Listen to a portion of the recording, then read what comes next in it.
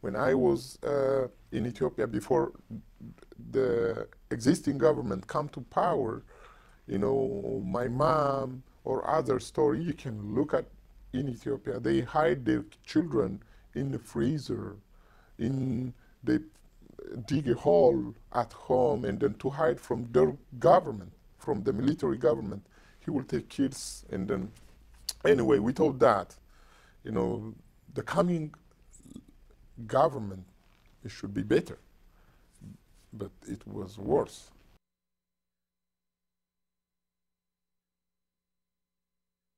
One day in 2000, around 2001, there was a flyer, it just everywhere, it just kept distributing different type of flyer, but one in my area, the place where I live in Addis, the flyer distributed, and then condemning the existing government. And then after 3 days later, 2 days later, they just came to my home, knocked the door. They just banging my door very highly or forcefully. Then me, my wife, and my housemaid, we are at home. And then we open the door. And then they just keep yelling, shouting at me, "You are a separatist, you are a traitor, you are..." They just keep saying a lot of stuff. And then I said, "Why you came to my house?" "No, you are wanted. We have an information that what you did before and what you did now, you are the one distributing the flyer, blah, blah, blah." They said. After that, they took me. My wife is crying. My wife, mom, is crying, but nobody helped me. And then they put me in Maekelawi. They call it Maekelawi. I don't think if it is a equivalent word in English. It's a central prison center. Maekelawi means central, but maybe they use it for something different. I don't know, but it called Maekelawi. Once I was there, oh, it's a hell for me. Do you want me to tell you that stuff? Do you want me?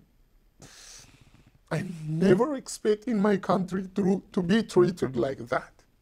Do you want me? What is the use? What is the use? What is the use? Tell me. What is the use? I'm sorry, my sister. I read a story about what happened in this country. I'm not, in general, in the world during, you know, in late or medieval period, about the human trade in general. The existing situation, what happened to me, I'm not a mouse to other people, is not fair. I don't deserve to be treated like that in my country. Let me mention some of the stuff.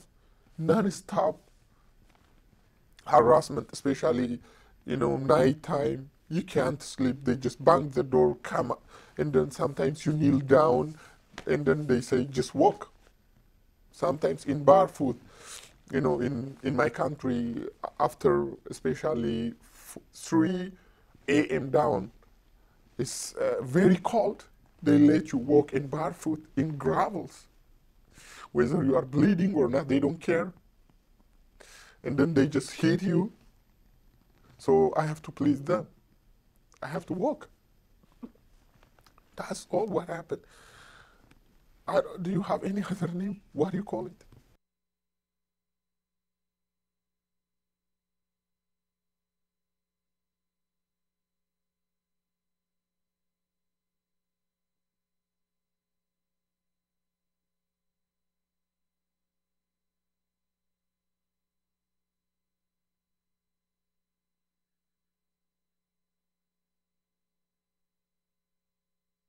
I have a lawyer, and then my lawyer, he's a very nice guy. He's very sympathetic person, sympathetic, or he's a very nice person, and then he forget everything. He forget everything.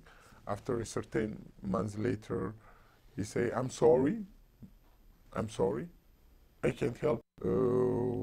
I forgot to appeal your case. Why you forget? I'm sorry, he just crying. He told me, I have an idea. You have to go to Canada.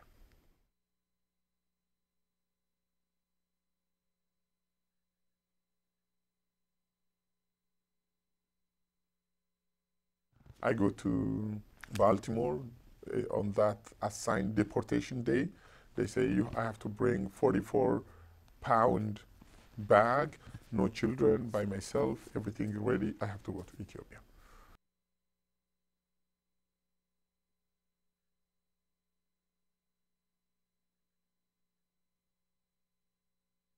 My kids, they don't know. When they grow up, they lose their identity. They are not Ethiopian. They are not Americans. They are, but by paper. They don't know the culture. When they came home, I am an Ethiopian. When they go out, they are an American. So they lost their identity, and unless the next generation come back and then more Americanize himself, they don't know the value of the grandma and grandpa. They don't know, my kids, the value of their uncle and aunts. They don't know. For them, it's a fairy tale.